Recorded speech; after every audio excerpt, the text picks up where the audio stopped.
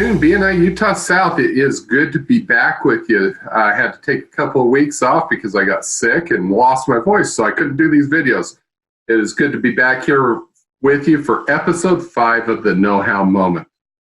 This week, we're wanting to talk about contact spheres. Many of you in your chapters have received your new name badges on the new badge program. And on the badges, we've included an icon for contact spheres.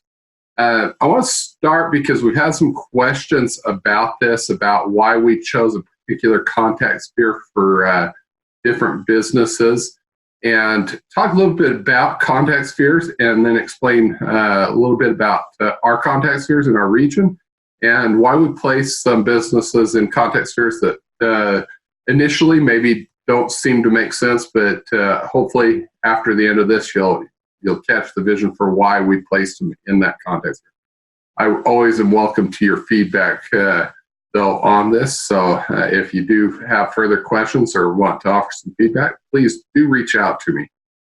Anyhow, let's start by talking about contact spheres. As most of us know, contact spheres are symbiotic businesses in which we have the opportunity to serve the same clientele, but we serve them differently, meaning we can send business back and forth to each other because we serve the same clients, but we don't offer the same services.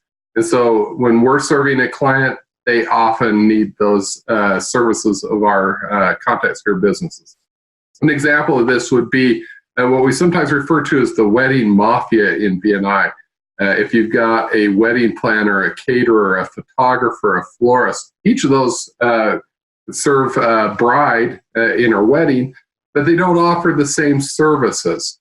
And so they are in a contact sphere that they can actually develop into a power team relationship where they actively send business back and forth to each other.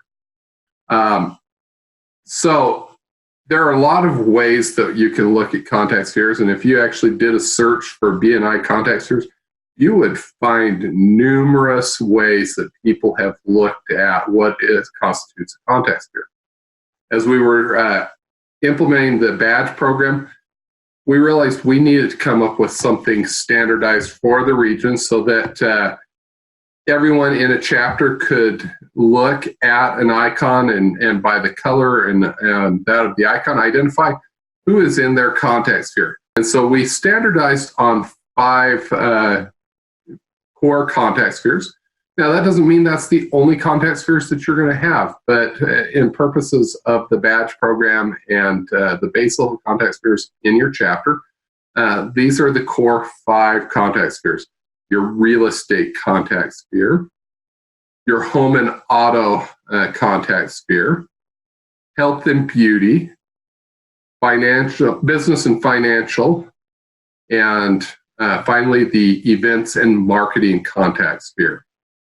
So I've gotten some questions. For example, a personal injury attorney is found in the health and beauty contact sphere. Why did we place them there when they provide legal services? Because their clientele is primarily having a medical or a health issue as a result of an accident that happened. And so their primary referral sources and opportunities to refer are going to relate to that type of business that offers services to help that person regain their health and return to good health. Another one that I've had a lot of questions about was why isn't commercial real estate in the real estate contact sphere?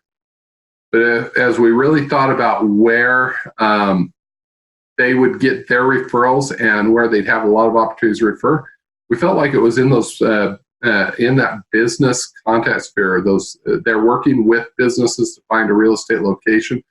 People that serve businesses are going to know that somebody needs a location, and on the flip side of that, when they have an opportunity to work with the client, they're going to hear needs that they have for other business services. And so we felt like that was a much more natural opportunity to share referrals than it would be within the real estate contact sphere. That doesn't mean they're not going to have the opportunity to share referrals in that contact sphere. It just means we felt like a more natural opportunity existed in that business and financial contact sphere. And so as you look at the contact sphere that your business was placed in, Look at it with that mindset.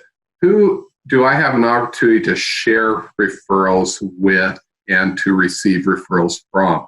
And see if it doesn't ring true that those other businesses, a good chunk of them, it's a long list in each contact sphere, but a good chunk of them have that opportunity to partner with you to send business your way. And so as you deepen and strengthen that relationship, as you look and find those who have a similar icon color to yours, and you look for those symbiotic opportunities, we really believe you're going to gain more business as you strengthen those relationships.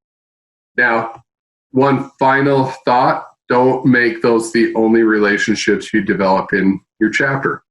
In BNI, about 50% of referrals come from within your contact sphere. That means 50% do come from those that are outside of your contact sphere. Take the time to develop all the relationships in your chapter. For those in your contact sphere, you probably want to spend a little bit more time with, because you're going to have more opportunities to refer each other, and you should really strengthen those relationships even deeper. Look for those power team opportunities where you can reach a level of profitability where you are actively sending business to each other on a consistent basis. You're meeting together, you're strategizing together on how to help each other grow business through those shared clients and shared opportunities. As always, I want these know-how moments to be relevant and helpful to you. And so if you have a question, please reach out to me, richard@bniutah.com. Again, barring unforeseen circumstances, I do plan to put these out weekly and want them to help you get the most out of your BNI membership. Until next week, have a great week. Bye.